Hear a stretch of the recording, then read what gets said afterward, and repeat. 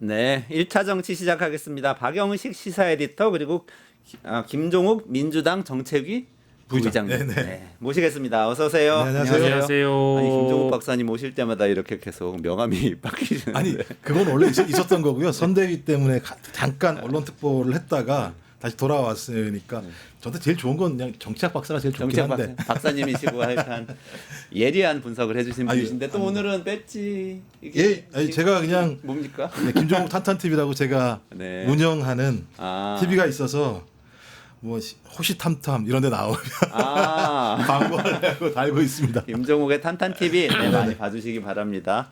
이게 본격적으로 얘기 시작하기 전에 속보가 들어왔는데 이거 의미심장한 것 같아요. 이재명 대통령이 합참 전투통제실 점검 일정을 했네요. 그러면서 일성이 군 명예회복에 주력하겠다. 그리고 제자리에서 제 역할을 하는 군은 명예회복돼야 한다. 이렇게 얘기했습니다.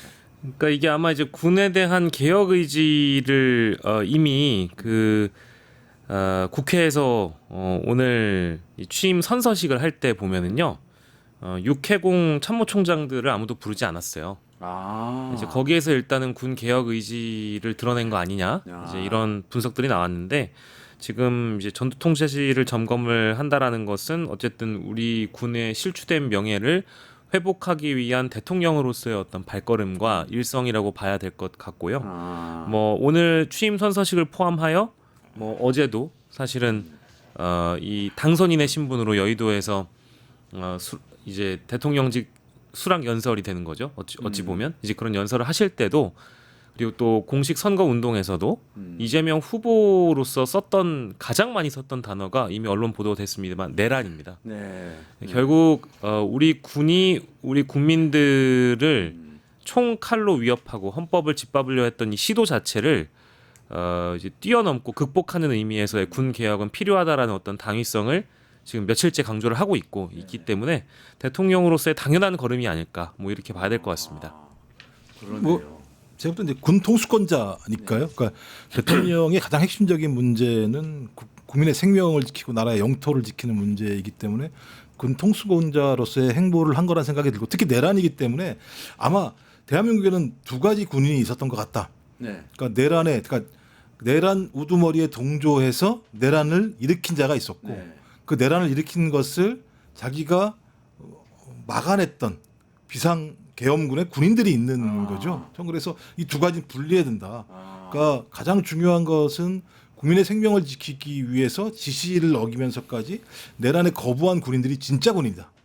저는 이게 핵심이라는 생각을 하고 그렇기 때문에 우리 군대 전체는 이런 좋은 군대이다. 국민을 지키는 군대이다라고 하는 부분들에 대한 이미지 계속 만드시는 것 같고요. 말씀하셨던 것처럼 군대의 명예가 실추된 건 적어도 이 윤석열과 몇몇 장성들의 문제 아니겠습니까? 네. 그리고 서강대로 건너가지 말아야 된다라고 얘기했던 그 군인들, 그다음에 시민들에게 소극적으로 저항을 하면서 내란을 또 막았던 이런 군인들. 네. 저는 그래서 그런 군인들이 우리 국민을 지킨 진짜 군인이다라고 하는 측면과 또 이재명 후보에서 이제 군 통수권자로서 군 통수권 행사를 하는 저희 국민의 생명과 국토를 지키는 리더라고 하는 부분들을 보여주기 위한 첫 행보가 아닌가 생각이 듭니다. 그러니까 그 사실 취임사에서나 어젯밤에 그 수락 연설할 때 제가 저게 무슨 의미일까? 실제로 무엇을 실행하겠다는 걸까라는 의문, 그 질문을 스스로 가졌던 코멘트가 있었어요. 이재명 대통령이 뭐라고 그랬냐면 다시는 이런 내란이나 쿠데타가 일어나지 않는 나라를 만들겠다고 했거든요. 그러려면 뭐 법도 개정해야 되고 여러 가지가 있을 것 같은데 제가 보니까 박영석 에디터님 취임식에 그 참모총장들 안 불렀다는 얘기를 네. 들으니까 네, 딱 네. 감이 오네. 이거는 군 개혁을 통해서 명확하게 다시는 이런 짓을 군에서 하지 못하도록 만들겠다. 국방 개혁이네요. 그렇죠. 국방 개혁도 필요하고 뭐 이제 검찰 개혁도 필요하고 이제 이런 대목에 대해서는 의지를 드러내는 일들이 많아질 것 같습니다. 네. 또 오늘 첫날이다 보니까 사실은 원래 선거 끝나면 첫날 뭐 이 지역별 득표율 분석을 하거나 투표율이 왜 이렇게 높아졌는지 뭐 이런 분석을 해야 되잖아요. 근데 오늘 오전부터 시작해가지고 지금에 이르기까지 이재명 대통령이 뭐 행정명령을 내렸다라든지 혹은 어떤 인사들을 1호 인사로 이제 지명을 했다라든지 이제 이런 것들이 지금 언론을 뒤덮고 있기 때문에 네. 사실상의 선거, 그러니까 즉 과거에 대한 얘기보다는 앞으로 어떻게 할 것인가에 대한 초점을 언론들도 많이 맞추고 있어서 그런 얘기는 앞으로 더 많이 나오게 될 걸로 보입니다. 아, 계속해서 나오겠군요. 근데 또 그 이재명 대통령이 처음에 그 용산 대통령실 딱 도착해가지고 한 얘기가 지금 전해진 게 예. 대통령실이 무덤 같다. 아, 참. 이거 뭐 필기도구 하나도 제대로 안 돼 있다. 이런 얘기를 했어요. 이게 지금 어떤 상황인 건가요, 대통령실이? 그러니까 아무것도 없다라는 겁니다. 필기 도구를 제공해줄 직원도 없고 심지어 복사기도 없고 그러니까 윤석열 정부의 이 대통령실이 얼마나 깨끗하게 이 대통령실을 치우고 갔는지를 드러내는 건데 이건 이제 아주 뭐랄까 이 저질 수 없다고 저는 보고 싶어요. 출근해야 되는데? 아니 청와대 계셨었잖아요. 출근을 해야 되는 거예요. 이게 어떻게 됩니까? 이렇게 바뀔 때? 있다고 하더라도 그 예를 들면 이제 임무 인수 교대가 이루어지는 상황이기 때문에 원래대로라면 이제 인수위가 있기 때문에 그 기간 동안 전차적으로 2달 동안 인수위가 네네네네. 벌어지는 상황입니다만 지금도 마찬가지인데 거기 들어갈 인원이 없잖아요. 그렇죠. 그럼 여기서 예를 들면 대통령이 됐으니까 여기서 어떤 형태로든지 그 임기를 정리를 해줘야 되는 거고 인수인계를 해야 되는 건데 싹 사라졌다는 겁니까? 그렇죠. 그러니까 공무원들도 없다라는 겁니다. 그래서 아까 20분 전에 이재명 대통령이 일반직 공무원들까지 대통령실 다 업무 복귀해라라고 명령 내릴 정도니까 본인들이 대통령실에 와가지고 오후 2시에 이제 1차 인선을 발표하는 자리에 딱 왔잖아요. 네. 용산으로 복귀한 게 아니라 용산으로 처음 대통령실 들어간 거잖아요. 네. 근데 뭐 지금 복사기도 없고 컴퓨터도 없고 프린터도 없고 아무것도 없이 심지어 이거와 관련된 설명을 해준 대통령실 직원이 그러니까 윤석열 정부의 대통령실 직원들이 없다라는 것은 이 사람들이 지금 그동안 뭘 했던 거냐 그리고 이 사람들의 수준이라는 게 적어도 국가 국민을 위한 행정부를 어쨌든 권력을 이양하고 정권을 이양해주는 단계에서는 최소한의 업무를 봐줘야 되는데 그럴 직원조차 없었다는 겁니다. 그러니 오죽하면 대통령이 일반직 대통령실 공무원들 모두 복귀해라라는 명령을 내렸어요. 이게 그러니까 정말 원래 대통령이 바뀔 때 대통령실에 있던 일반직 그 예. 공무원, 그러니까 시험 그렇죠. 봐서 공무원 되신 분들 늘공이라고 네. 하죠. 그분들은 부처로 복귀를 바로 하는 모양이죠. 인사명령이 근데 나야 돌아오라고. 인사명령이 나야 되는 거죠. 그러면 제가 볼 땐 근데 해버린 거예요. 정진석 복귀를? 비서실장이 인사명령을 냈다는 건 말도 안 되는 상황인 거죠. 아. 그러면 인사명령을 내린 시간을 따져보면 업무 공백이 생기는 거잖아요. 그러니까 네. 국민에게 선택받은 대통령이 들어와서 일을 하려고 하는데 전임 대통령 파면당한 대통령의 비서실장이 인사명령을 내려서 인사명령 없이 그냥 집으로 돌아갔다, 자기네 부처로 돌아갔다고 하면 제가 볼 때는 그거는 말이 안 되는 상황이기 때문에 그거 제가 좀 확인을 해봐야 되겠습니다만 똑같아요. 박근혜 정부 때에서 문재인 정부 넘어올 때도 거의 인수인계 안 해줬어요. 아 그래요. 그래서 들어간 사람들 죽으라 그랬습니다. 어. 저는 그때는 잘 모르겠는데 거기 들어갔던 사람들 얘기 들어보면 뭘 넘겨줘야 일을 하지 이렇게 할 정도의 상황이니까 아무리 권력 정권이 교체됐다고 하더라도 네. 대통령이라고 하는 직은 국민을 위해서 존재하는 거고 그럼 그걸 또 유지할 수 있도록 해주는 것이 공무원들이 헌법에 명시되는 국민에게 봉사한다는 기본적 가치인데 제가 구체적인 상황은 모르겠습니다만 진짜 아무도 보이지 않았다고 한다면 이건 일부러 했다라고 볼 수밖에 없는 일반직 공무원 같은 경우 인사명령이 내야지만 돌아가는 거잖아요. 네. 인사명령을 그럼 냈다는 거잖아요. 그러니까 여기서 네 말에 얘기하는 의하면. 거는 별정직이나 이제 이런 어공들 얘기를 하는 게 아니고 네. 일반직 공무원들도 복귀해라. 아니, 오늘 어공도 마찬가지예요.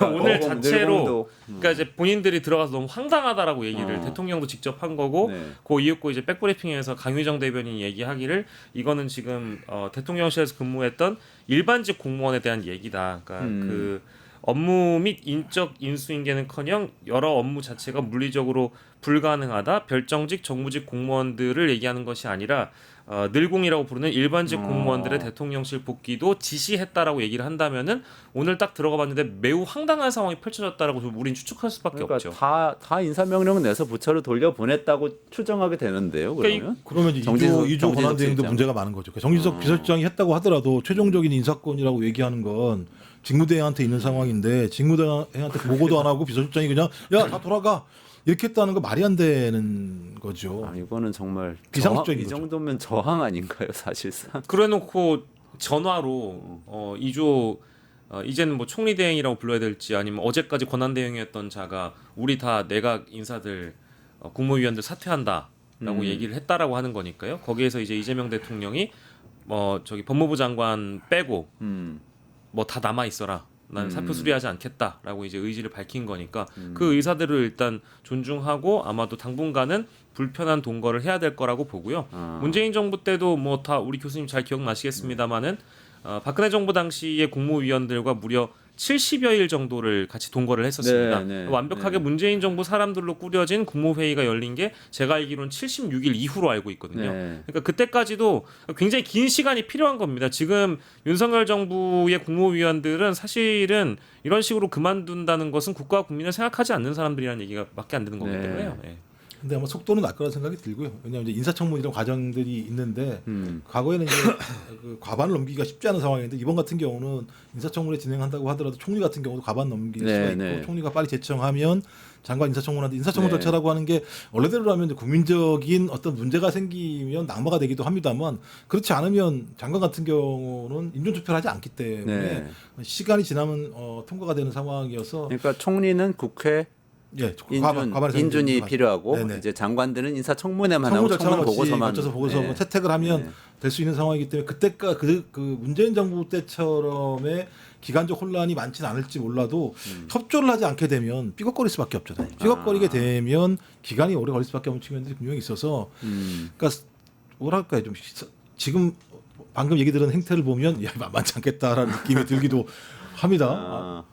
아니 말씀대로 속도는 내고 있는 것 같아요. 그래서 이재명 대통령이 국무총리 후보자로 김민석 국회의원, 국정원장 후보자로 이종석 전 통일부 장관, 대통령 비서실장으로 강훈식 국회의원, 안보실장으로 위성락 국회의원, 경호처장으로 황인권 전 육군대장, 대변인으로 강유정 국회의원 이렇게 쭉 바로 오늘 임명을 발표를 했잖아요. 이번 인사는 어떻게 보셨어요? 그러니까 딱 필요한 사람만 지금 세팅을 해놓은 네. 측면들이 있는 거죠. 말씀하셨던 것처럼 내각을 구성하려면 내각의 정권을 김민석 수석 최고 지금 이제 지명자가 됐습니다만 맨 처음부터 이거 갖다 쥐고 이제 시작을 할 수 있다라는 측면에서는 매우 의미가 있을 것 같고요.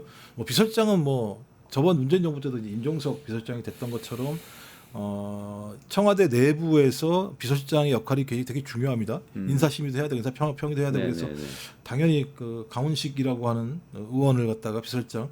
근데 그분은 좀 답답하실 것 같아요. 국회의원직을 하시다가 국회의원직을 내던지고 가셔야 되는 상황이기 때문에 본인한테는 상당히 좀 중요한 비서실장 국회의원 그만두고 가야 청와대에 되는 들어가시는 분들은 청와대에 다 들어가는 그만두고 가셔야 되는. 그거는 제도가 그렇습니까? 아니면 관행입니까? 아니 제도가 제도가 그렇죠. 제도가- 예, 그렇게 돼 총리는 겸임이 가능한데 의원직 겸임이 가능한데 아마 그 대변인이나 비서실장 이런 분들은 관두고 가야죠. 예. 국회는 대통령을 견제해야 되기 때문에 그렇게 제도가 짜여져 있는 거라고 봐야 예, 되겠죠. 그 내각은 이제 겸임을 할 수가 있는데 네네. 그쪽 청와대 같은 경우는 겸직을 할 수 없는 상황이 돼 있기 때문에 그렇게 해야 되는 거고 그래서 이제 기조가 잡힌 것 같아요. 그러니까 청와대를 비롯해서 자기 참모 그룹들은 매우 역동적이고 속도감 있게 지금의 위기 상황들을 극복할 수 있는 검증되고 이재명 네네. 대통령이 잘 알고 있는 사람들을 중심으로 좀 속도감 있게 이 위기 상황들을 좀 하나하나 좀 조치를 하고 상황을 좀 만들어 가자라는 판단이 있는 것 같고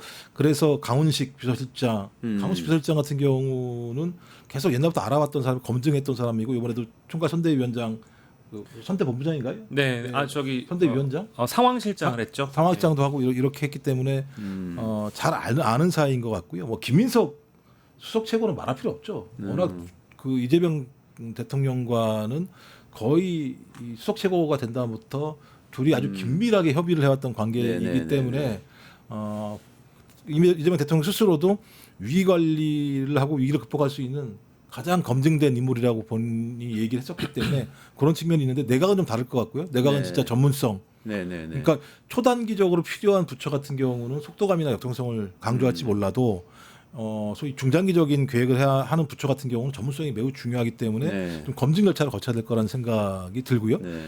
외교안보 부분 같은 경우는 지금 보니까 위성락 의원과 그다음에 이종석 전 통일부 장관을 했던 것 같은데 아마도 경륜과 경험을 매우 중시한 것 같아요. 외교안보 문제와 관련해서는 지금 쉽게 접근할 수가 없는 상황이다. 매우 중대한 상황이기 때문에 이 상황에는 경륜과 경험을 통해서 많은 경험을 하신 분들이 상황을 잘 관리하는 게 더 중요하다고 판단했던 것 같고요. 그런 네. 측면에서는 위성락 그다음에 이종석 이 두 분 같은 경우는 이재명 대통령하고 과거부터 오랜 기간 동안 관계를 가졌던 사람. 최근 단기간이 아니라 수십 년이 된 걸로 알고 있기 때문에 그만큼의 신뢰감을 가지고 외교안보 같은 경우는 그분들이 좀 나름대로 맡아가지고 추진을 잘 하지 않을까 생각이 들어서 그런 기조 속에서 지금 청와대, 내각, 그다음에 외교안보 라인 자체가 지금 구성이 되는 것 같고요. 당연히 뭐 이제 뒤따를 수 있는 질문입니다만은 측근들만 갖다 쓰는 거 아니냐 이런 비판이 있을 수도 있는 거 아니겠습니까? 근데 이재명 대통령도 본인이 직접 밝히기를 이제 인사가 전반적으로 다 마무리가 되면 충직한 첫 번째는 무조건 충직한 인사 그리고 두 번째는 능력이 되는 사람을 쓰기 때문에 이제 그런 우려는 하지 않으셔도 된다라고 이미 언론에 밝히기도 했고요. 이게 사실은 공식적으로 밝힌 내용 말고도 이 한마평은 어제부터 돌았던 거거든요. 그랬죠. 단독 어제. 보도가 많이 났는데 그대로 지금 이제 발표를 난 거 보면 보도와 거의 다른 게 없어요. 근데 지금까지도 추가된 인사들이 몇 명 있어 소개를 해드리면 일단 JTBC 이규현 기자 같은 경우가 지금 홍보수석으로 뭐 내정이 돼 있다라는 단독 보도가 일단 있고요. 그리고 과거에 이제 경호처에서 근무했었던 박환천 경정, 박환천 경정이 경호처 차장으로 또 지명이 됐다라는 그런 속보들도 나오고 있다라는 점이고요. 그 아까 참고로 말씀하신 강훈식 의원의 경우에는 저도 개인적으로 뭐 사석에서 만나본 경험이 있어서 짧게 말씀드리면 이분은 뭐 카피바라라는 동물이 있거든요. 카피바라라는 동물 들어보셨습니까? 카피바라는 카피는 뭐 카피한다는 거 아니에요? 아닙니다. 카피바라라는 동물이 있는데 이제 이 동물은 어떤 동물이든지 간에 모두 다 친해질 수 있는 동물이거든요. 그래서 악어랑도 친해질 수 있고 뭐 심지어 포유류 동물이나 뭐 파충류든 모든 동물과 친해지는 동물을 카피바라라고 불러요. 근데 제가 만나본 정치인 중에 강훈식이란 인물은 카피바라형 인물이 아닐까. 왜냐하면 손학규 때부터 정치를. 근데 그런 동물이 진짜 있어요? 있습니다. 카피바라는? 예, 카피바라로 이따 집에 가실 때 쳐보시면 어떤 개 종류? 초식 동물인데요. 근데 보시면 두더지 같이 생겼는데 모든 동물과 잘 어울릴 줄 아는 그런 동물이라서 제가 공감 능력이 뛰어난 거 모르겠습니다. 왜 종을 뛰어넘는 그런 동물이기 때문에 그래서 강훈식 실장이 이제 가만 보면.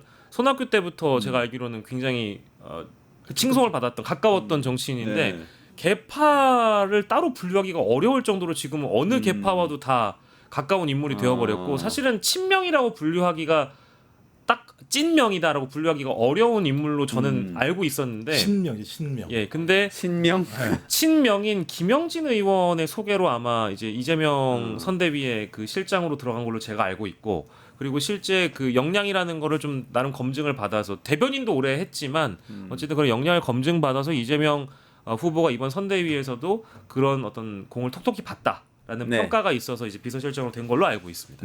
김영진 의원이 카피바라 사진 좀 보여주세요. 이렇게 생긴 동물. 아니 뭐 강훈식 실장의 뭐 외모나 이런 평을 하시는 건 아니죠? 굉장히 너무 잘 어울리시는 다른 동물들과도 잘 어울리고 유순하고 공격적이지 않고 부들부들하다 이제 이런 의미입니다. 대체로 초식 동물들이 좀 이렇게 유순하지 않나요? 아니 저한테도 그렇게 잘해주시더라고요. 저는 또 뭐 나한테만 잘해주는 줄 알았더니 아니 만나본 분들이 다 평이 좋잖아요. 강훈식 만났으면 어때 물어보면 대부분 굉장히 나이스하던데 다 이런 평가잖아요. 합리적이고.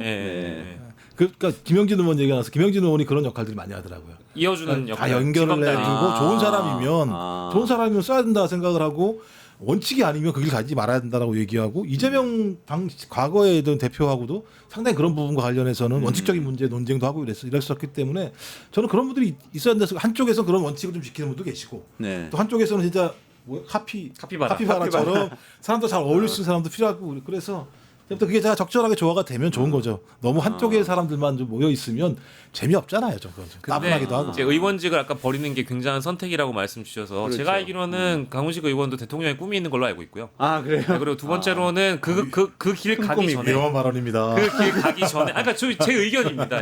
제가 알기로는 그런 꿈이 사실 대통령을 꿈꾼다는 건 모든 정치인이 필수적으로 마음을 가져야 되겠죠. 여러 분야에 대한 정책적인 식견이나 이런 게 탁월해야 되는 거니까요. 이제 그런 표현으로 이해해 주시면 좋을 것 같고 다만 그 길에 가기 전에 목표가 충남도지사인 걸로 또 알고 있어요. 네, 그래서 아마 지방선거가 1년 남았잖아요. 네. 그래서 일단은 체계적으로 대통령실을 완벽하게 좀 세팅을 하고 안정적인 국정 운영의 기반을 다져준 이후에 아마 지방선거 때 도지사 선거 출마까지 아마 염두에 둔 선택이 아니었겠는가? 뭐 저는 이렇게 바라보고 있습니다. 1년밖에 안 남았는데 그렇게 말씀하시면 좀 약간 애매하게.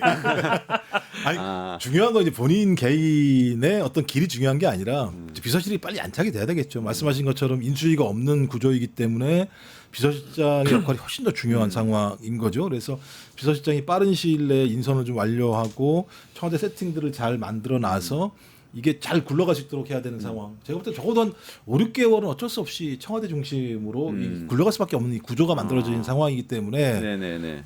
저는 당연히 이 역할들은 진짜 잘해야 될까라는 생각이 들고 잘할 거라 생각이 들긴 해요. 근데 지금 또 말씀을 듣고 보니까 혹시 이런 건 아닌가요? 이게 이재명 대통령이 오늘 두 가지의 굉장히 중요한 행보를 했는데 하나는 행정명령으로 비상경제 TF 출범시키라고 한 거예요. 요거는 이미 약속했던 것이고. 네, 취임 선서식에도 이렇게 얘기를 했고요. 네. 그리고 또 하나는 근데 이제 아까 말씀드렸던 합참 일정을 하면서 뭔가 이 군 개혁을 하면서 내란이 일어나지 않도록 다시 하겠다는 이런 얘기를 하는 그쪽 행보 두 가지를 했는데 좀 이런 거 아닐까요? 강훈식 실장이 그렇게 유연하고 합리적인 분이면 경제를 챙기고 또 이렇게 협치를 하고 이런 부분은 대통령이 중심이 돼서 일을 하되 조금 그 김민석 의원이 지금까지 비상계엄을 먼저 주장하면서 사실은 내란 세력과 싸우는데 앞장서셨던 분이잖아요. 그러면은 이분이 총리면은 총리가 좀 나서서 그런 일들 그 내란 세력들을 뭔가 좀 제압하는 일을 해주기를 바라고 이렇게 구도를 짠 건 아닐까요?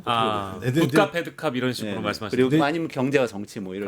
경제와 정치. 내각은 전체적인 국정을 운영하는 가장 중요한 역할을 담당하기 때문에 김민석 총리가 예를 들면 야 이거 내란을 정리하는 이렇게 하면 제가 볼 때 안 될 거라 생각이 들고 그렇구나. 오히려 핵심은 그거였던 것 같아요. 그러니까 위기다 이 상황은 위기를 관리하려면 위기를 관리해 본 경험이 있는 사람 그 관리를 했는데 그 관리가 잘 된 사람 잘 극복한 사람이 필요하다라고 판단했던 것 같고 네. 그 과정에서 내란 이전부터 마찬가지입니다만 윤석열 정부하에서 민주당이 어떤 위치 세팅을 해야 되는가와 관련해서 이재명 대통령과 김민석 총리 지명자 간에 상당히 서로가 호흡이 잘 맞았다는 생각이 들고 또 특히 내란을 극복하는 과정에서 어떤 그런 호흡이 잘 맞았기 때문에 네. 김민석 총리 체제하에서는 이 윤석열 정부 무너진 3년 동안을 빠른 시일 내에 극복할 수 있을 만큼의 경험, 그다음에 그 극복의 어떤 과정에서의 능력 이런 부분들을 제가 또 신뢰했다고 좀 보는 게 맞을 것 같고 네. 아마 그렇다면 무조건 제가 볼 때 핵심은 경제에 올인할 거라고 봐요. 네. 그러니까 민생 문제와 경제 문제에 대해서 적어도 6개월 내에 의미 있는 피부에 와닿는 또 결과물들이 없게 된다면 이재명 정부에 대해서도 좀 비판적인 여론들이 많았지 않겠습니까? 그래서 6개월 내에 그 정도, 그러니까 적어도 구체적인 성과가 나오지 않는다고 하더라도 저 정부는 진짜 진심이구나. 민생을 맞습니다. 회복하려고 하는데. 네네네. 그래서 국민적인 어떤 공감대를 형성해낼 수 있을 정도까지는 해야 된다는 생각이 들기 때문에 아마 김민석 총리 체제는 그 역할을 담당할 것 같다는 생각이 들어요. 핵심적으로는. 네. 오히려 경제를 챙기면서 네, 그렇죠. 민생 정부라는 것을 강조를 할 것이다. 그렇군요. 지금이 인사가 이렇게 쭉 진행되는데 지금까지의 인사는 어쨌든 신속하게 이렇게 발표를 했지만 이제 내각의 각 부처 장관들은 어떻게 보면 좀 전문성을 강조하면서 신중하게 인선을 해나갈 가능성이 높다. 이렇게 보시는 거죠. 그러니까 뭐 본인 대통령 스스로 얘기한 게 좌파도 우파도 아닌 실력파. 좀 이렇게 약간 좀 라임을 친 것 같긴 합니다. 진보의 문제가 아니라 보수의 문제가 아니라 국민의 문제 이런 얘기를 하셨습니다. 빨간색이 아니라 빨간색이든 파란색이든 예를 들면 뭐 이런 얘기를 했었는데 저는 이 말은 저희가 웃으면서 얘기하지만 되게 중요한 문제인 것 같아요. 맞습니다. 그러니까 그렇죠. 문제를 극복할 수 있는 능력을 가진 적임자가 누구인가를 찾는 게 매우 힘듭니다. 또 맞아요. 적임자라고 하더라도 똑바로 살아왔나? 이게 또 쉽지 않은. 그러니까 대한민국이 좀 약간은 기득권 층에 있었던 사람들, 네네네. 늘었던 사람들 같은 경우는 잘 살아오지 않은 경력들이 꽤 많이 있기 때문에 그러면 전문성하고 또 장관은 인사를 검증하는 측면이 분명히 있기 때문에 초반에 인사 검증 한 서너 번 두드러 맞아버리면 되게 힘들어지는 상황이 됩니다. 그러면 철저한 검증, 그다음에 전문성, 그다음에 또 하나는 계속 대통령 스스로 얘기했던 중도 보수까지 폭넓게 아우르겠다고 얘기했으니 그 아우르는 어떤 무지갯빛 모양이라고 하는 건 내각 구성을 통해서 드러날 수밖에 없거든요. 네. 뭐 청와대와 뭐 누가 있는지 잘 모르는 수밖에 없는 거고 일부만 아는 거고 그렇다면 내각은 무지갯빛이면서 그 빛이 다 전문적으로 잘 빛나야 되는 것이고 또 거기다가 또 그 색깔에 흠집이 없어야 되는 문제까지 다 있는 거기 때문에 네. 저는 좀 이건 시간이 좀 걸릴 거라는 생각이 들어요. 아, 저는 또 갑자기 그 말씀하시니까 생각나는 장면이 있었어요. 1997년에 우리나라에 12월에 IMF 구제금융이 발표가 됐잖아요. 네. 그리고 나라가 망하네 하고 있을 때 김대중 대통령이 딱 당선이 됐었어요. 근데 처음에 IMF 극복을 위해서 팀을 꾸리는데 이현재 전 경제부총리죠. 근데 그때는 이제 금융감독위원회로 이렇게 인선을 해서 사실 IMF 극복을 막혔거든요. 구조조정을. 근데 나중에 후일담으로 이분한테 직접 들은 얘기인데 이분은 이회창 캠프에 있었대요. 그러니까 이회창 캠프에 있었는데 데려다 쓴 거예요. 그러니까 실력이 그냥. 좋으면 누구든 네. 쓸 수 있다라는 그 실용주의적 접근을 또 이재명 대통령도 강조를 하셨으니까 DJ에게서 또 배워올 수 있는 부분이 분명히 있겠죠. 그렇죠. 네. 그리고 말씀하셨던 것처럼 우리 경제 자체가 실제적으로 말씀하신 시장 경제라고 말을 합니다만 근데 기득권 경제 관료 체제하에서 네네네. 불러왔던 측면들이 있기 때문에 그 외부에 있는 분들이 들어와 가지고 이 시스템을 바꾸기가 쉽지 않은 측면들도 분명히 있어요. 그러니까 이게 안정적인 상황이라면 실험을 해볼 수 있지만 위기 상황은 실험하기가 되게 어려워요. 진짜 검증된 사람 그리고 이 시스템에서 이 사람이 들어왔을 때 전체적인 경제 어떤 생태계 내에서 이 비토하지 않을 만한 사람을 골라내야지 속담 있게 갈 수 있는 측면이 분명히 있잖아요. 근데 네. 이제 지지층 입장에서 봤을 때는 왜 저 사람이야 이렇게 얘기할 수 있을지 모르겠습니다만 네. 위기 상황일 때는 위기 상황에 맞는 사람이 그 위기를 극복할 수밖에 없다라는 생각이 들어서 뭐 누가 올지 모르겠습니다만 제가 볼 때는 파격 인사도 가능할 수 있다. 왜냐하면 저기 그 한국은행 이창용 총재도 총리설이 계속 꾸준히 올라왔던 측면이 그렇죠. 있는 거잖아요. 근데 그 이유는 뭐냐면 이창용 총재 문제 관련해서는 저분은 한국은행 총재고 윤석열 정부에서 일을 했지만 뭔가 좀 신뢰감이 있다라고 하는 나라도 국민적인 예를 신뢰감이 있었거든요. 저는 그런 사람들을 모셔다가 그런 역할들을 맡기게 하는 건 저는 훨씬 더 좋은 모습이 아닌가 생각이 들기도 해요. 아니고 이제 예를 들면 뭐 저분이 오면 저분은 약간 좀 급진적인데 저분은 약간 위험한데 이런 얘기를 들어서 어떤 부처나 어떤 그쪽 생태계가 리스크를 느끼게 되게 되면 일이 잘 추진이 안 되는 측면이 있으니까요. 저는 그런 부분들은 한번 이재명 대통령과 그쪽에 있는 참모 그룹들이 잘 판단하지 않을까 생각을 합니다. 오늘 그 인사를 좀 이렇게 속도를 내서 하고 하다 보니까 얘기가 인사 얘기하다가 지금 시간이 많이 가서 아직 지금 저희 이 시간에 할 얘기가 너무 많은 게 사실은 뭐 비상경제 TF도 구성이 됐지만 사실 언론 보도 보면 청와대 이전관리 TF도 이미 지금 꾸려질 예정이고 네네네. 6개월 안에 이제 그 용산에서 청와대로 이전을 네. 한다라는 겁니다. 이제 그거를 이제 담당하고 있는 TF 단장은 이제 과거에 이제 문재인 정부 시절에 총무비서관했던 이정도라는 이름을 한번 들어보셨을 겁니다. 이제 이정도 그때 당시에 비서관이 단장을 지금 맡고 네. 이제 손발은 이제 과거 성남 라인이 있거든요. 네. 김남준 1부속실장 혹은 김현지 총무비서관, 김용채 인사비서관 등등 이제 이런 분들이 대통령실을 이제 청와대로 이전하는 것을 6개월 안에 매듭 짓기로 했다라는 소식도 네. 함께 나와 있습니다. 그 말하자면 3인방이라고 부르는 그 세 분도 지금 그렇게 대통령실에 직책이 예. 정해진 거죠. 그러니까 이제 지금 성남 경기 라인들은 사실 그 측근 그룹이라고 우리가 부르잖아요. 네네. 매번 자리를 옮길 때마다 그러니까 성남시에서 네. 경기도로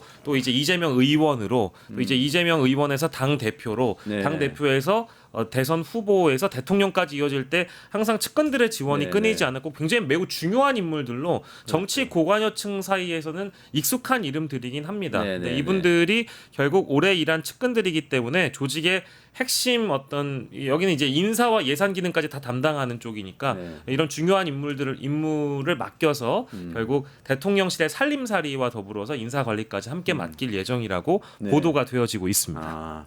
한때 그 7인회라고 불리던 정성호 의원이나 아까 잠깐 말씀드린 네. 김영진 의원이나 이분들도 뭐 역할이 있겠죠? 어떻게 보세요? 원내 구성에서 이제 가까운 제가 볼 때는 뭐 이렇게 정부 구성 과정에서 관여하지는 않을 거라 생각이 들고요. 왜냐하면 뭐 7인회라고 얘기하는 게 어찌 보면 이재명 대통령이 과거 비주류였을 때 7명 정도밖에 안 되는 사람들이 이재명 당시 그 정치인들을 도와줬던 측면들이 있었고 그래서 상당히 지금 뭐랄까 가장 좀 끈적끈적 친근한 관계라고 이렇게 얘기를 네네네. 듣습니다만 지금 상황에서 그분들이 밖에 나와서 뭘 하겠다고 말씀하시면 벌써부터 뭐 측근 정치하는 거야 이런 얘기가 나올 수 있기 때문에 아마 제가 볼 때는 정성호 의원께서도 뭐 선수가 워낙 높으시기 때문에 네네네. 관여하지 않으실 것 같고 김영진 의원 같은 경우도 지금 발을 쑥 빼신 거잖아요. 선거 과정에서는 열심히 일을 하셨었고 거의 이제 정무적인 네네네. 역할을 하셨었는데 지금은 발을 빼면서 그 말씀이 맞다고 하면 그 비서실장 강훈식 비서실장을 천거했다는 얘기를 들어보면 본인은 좀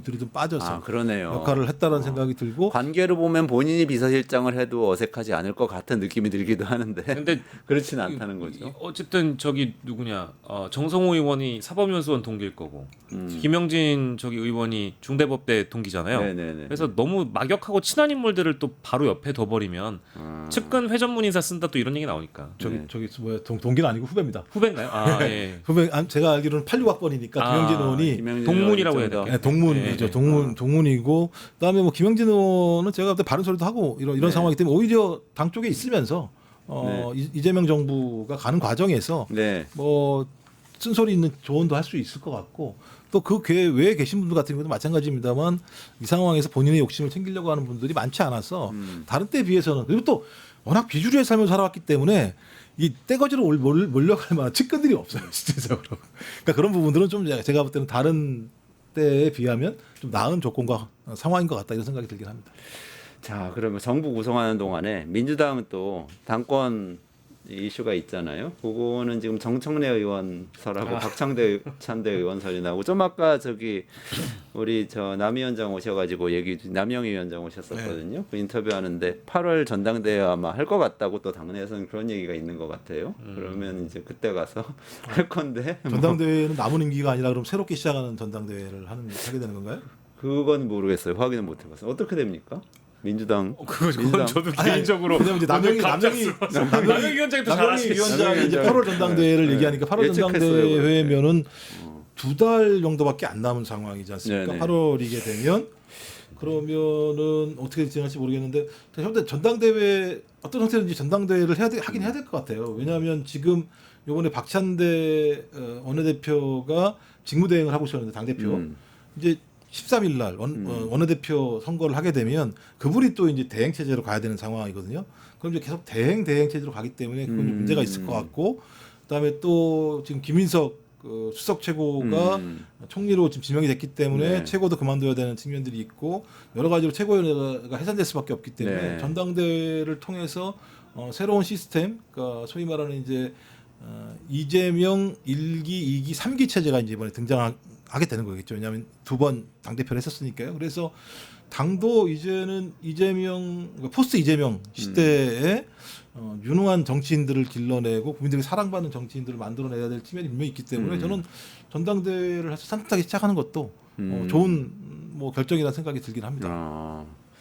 지금 하여튼 그 자천 타천 뭐 언론 평 뭐 이런 데서는 정청래 의원 많이 이야기하는 것 같던데 그렇게 될 것 같으세요? 어떻게 예측하세요? 글쎄요. 근데 저는 이제 당원들이 결국 누구에게 마음을 주는가가 가장 중요하다라고 저는 뭐 생각을 하는데 이번에는 이제 그 결국 이재명 정부의 탄생 이후 극 초반에 이루어지는 전당대회이기 때문에 네. 당연히 이제 여당 지도부는 이재명 대통령을 잘 이제 뭐랄까 서포트를 할 수 있는 지도부의 구성을 바랄 것 같아서요. 제가 뭐 정청래 그 법사위원장이나 정청래 의원에 대한 어떤 뭐 호불호를 말씀드리는 게 아니라 원래 잘 말씀하셔야 돼요. 워낙에 캐릭터가 좀 강하시잖아요. 그렇죠. 캐릭터도 강하시고 제가 판단하기에는 이제 연예인 같은 셀럽형 정치인이라고 판단을 하거든요. 네. 그래서 이제 이분이 말씀하시는 것도 좋아하고 방송 출연하시는 것도 즐겨 하시는 걸로 알고 있어서 이제 그런 부분들이 살짝 당원분들께 부담이 될 수도 있어서 안정형, 관리형 이런 서포트형 당대표를 바라지 않을까라는 생각을 좀 일부 해보고요. 네. 한 모르겠습니다. 이거 제가 뭐 박찬대가 낫냐 정청래가 낫냐 물어보시면 너무 어려운 발령이 질문인데 누굽니까? 모르겠습니다. 근데 이제 핵심적으로는 저는 일단 아직까지 시간이 있기 때문에 원내대표 선거 잘 봐야 될 것 같아요. 원내대표 중요해요. 예, 이게 이제 원내대표 선거가 이제 내일 모레 등록을 해서 네네네네. 이제 13일 날 선거를 하게 되는데 이번에는 또 당원들 20%가 거기에 반영이 되는 네. 상황이기 때문에 아마 이 과정에서 당원들의 요구가 분출할 겁니다. 원내대표뿐만 아니라 당대표 누가 있으면 좋겠다 이런 얘기들이 막 분출하기 시작하면서 네. 당의 여론이 형성될 거라 생각이 들고 네. 그 여론 형성이 아마 갑론을박들이 막 벌어지게 될 거라 생각이 들어요. 네. 그리고 특히 원내대표가 왜 중요하냐면 집권 여당의 원내대표는 매우 중요합니다. 왜냐하면 이제 그 제도 그다음에 저기 정책 그다음에 입법 이런 부분들과 관련해서 청와대와 상당히 잘 조율을 해야 되는 측면들이 있거든요. 그러니까 조율도 해야 되면서 독립성도 유지를 해야 돼요. 끌려갈 수만 없는 상황이 분명히 있기 때문에 그러면 원내대표가 매우 좀 좋은 판단 능력과 그다음에 청와대와의 좋은 관계도 유지해야 되는 측면들이 있기 때문에 이 원내대표 구성에 대해서 당원들도 꽤 큰 관심을 가질 거라 생각이 들거든요. 저는 이 과정에서 아마 떠오르는 인물들이 있을 거라고 봐요. 원내대표만 떠오르진 않을 테니까. 그래서 말씀하신 것처럼 우리가 얘기하는 박찬대, 정청래라고 하는 두 사람만 계속 회자가 될 거냐, 아니면 또 새로운 인물이 튀어나올 거냐 네, 봐야 될 네. 거라는 생각이 들어서 우리 핵심적으로는 그 20%가 반영되는 당원, 그러니까 원내대표 선거에서 20%의 당심이 어떻게 흐르는가를 보고 그런 흐름들이 이후에 당대표 선거에도 상당히 중요하게 작용하지 않을까 생각이 들어서 좀 지켜보시죠. 또 새로운 원내대표 선거에는 김병기 의원, 김성원 의원이 좀 또 거론이 되고 있는데 그렇죠. 여기 또 빠지면 또 근데- 소영교 의원도 뭐 근데 그러실 또 뭐 것 같고 굉장히 많이 국회의원들이 나오시겠죠. 선수에 따라서 뭐 선거 당연히 예측 중에서 제일 어려운 예측이 원내대표 원내대표죠. 선거 예측. 아무도 모르죠. 예. 완전히 이변이 일어난다고 하더라고요. 예, 그것도 의원들이 다 결정을 하는 상황이어서 근데 그것 때문에 이제 당원들의 마음이 못 들어간다 네. 이렇게 얘기해서 20%를 반영한 측면들이 있었어요.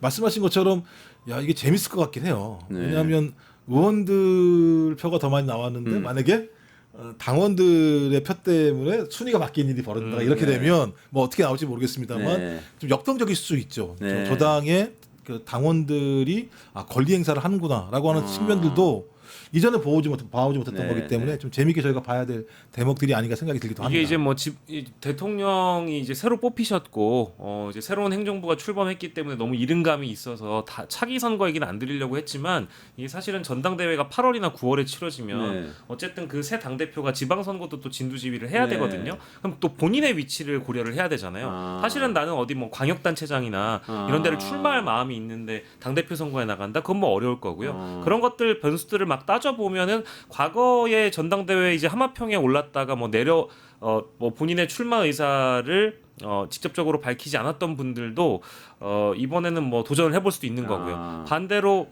나는 서울시장에 도전해보고 싶다라고 하시는 분들은 당연히 그러네. 당대표 선거에 안 나오실 거고요. 그렇겠네. 그런 변수들이 많습니다. 그래서 그게 아마 이번 전당대회는 특별히 후보군이 제 머릿속에서는 잘 안 좁혀지는 것 같아요. 매우 그럼 어렵습니다. 제가 볼 때 박찬대, 정청래 의원도 약간 좀 판단을 달리 하셔야 그렇죠. 되는 예, 예. 그런 저도 그러네, 그러네. 제 생각이 그런 그렇습니다. 면이 있네. 분명히 있는 거죠. 아. 네, 분명히 있는 거죠.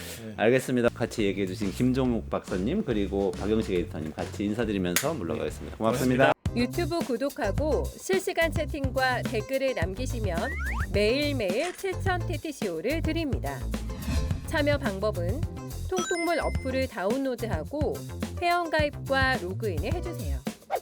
마이페이지에서 나의 회원 고유 번호를 복사해주세요. 유튜브 구독 후 실시간 채팅이나 댓글창에 고유 번호를 한 번만 입력하면 준비 끝! 지금 유튜브 채팅과 댓글 쓰기 참여하고 7,000 TTCO 받아가세요.